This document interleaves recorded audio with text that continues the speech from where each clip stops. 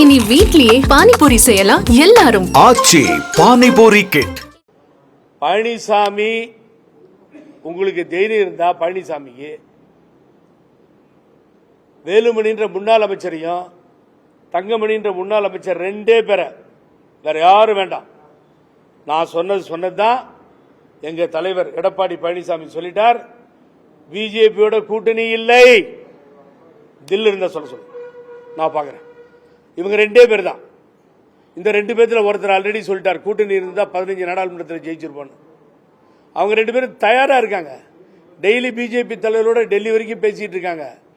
இவருக்கு சொல்லிட்டாங்க, நீ ஏதாவது மூவ் பண்ண நாங்க வெளியில போயிடுவோம், நாங்க உங்களோட ஒத்துழைக்க தயாரா இல்லை, பிஜேபி கூட்டணி தான் வேண்டுன்றதுல அவங்க நிக்கிறாங்க. இந்த பக்கம் திரு சி.வி. சண்முகம், அதுக்கு பின்னாடி பாத்தீங்கன்னா செல்லூர் ராஜு, அதோட நரகத்துக்கே போலாம் இன்னும் சொல்லியிருக்காரு நேற்று அவர் 1 2. அப்புறமா பாத்தீங்கன்னா ஜெயக்குமார் பாவம், அவர் ராஜினாமா பண்ணிட்டு போயிடுவார். அவ்வளோ அது அந்த பாலிசி ஒத்துக்க மாட்டார் அவர், எனக்கு அவரை பத்தி தெரியும். இப்படி ஒரு கேபி முனுசாமி இப்படி இருக்குங்க. இப்போ ரெண்டா பொலந்து நிக்குது. இதுதான் பிரச்சனை இப்போ.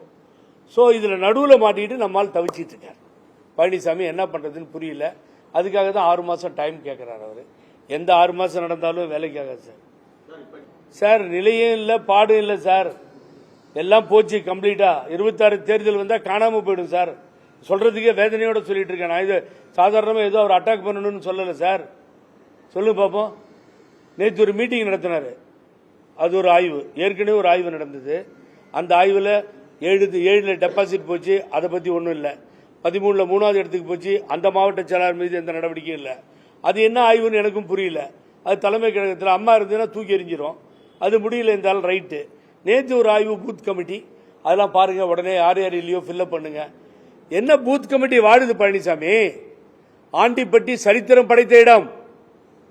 ஆண்டிப்பட்டி என்ற இடத்துல தான் புரட்சி தலைவர் எம்ஜிஆர் புருக்லின்ல போய் சைன் பண்றாரு. ஏ ஃபார்ம் பி ஃபார்ம்ல அங்க சைன் பண்ண வச்சு அந்த தம்பி இம்ப்ரெஷனை வாங்கி கொண்டு வந்து வெளிநாட்டிலையும் ஒத்துக்கிட்டு உள்நாட்டிலையும் ஒத்துக்கிட்டு படுத்துக்கிட்டே ஒரு தலைவர் ஜெயிச்ச இடம். இனி வீட்லயே பானிபூரி செய்யலாம் எல்லாரும். ஆச்சி பானிபூரி கிட்.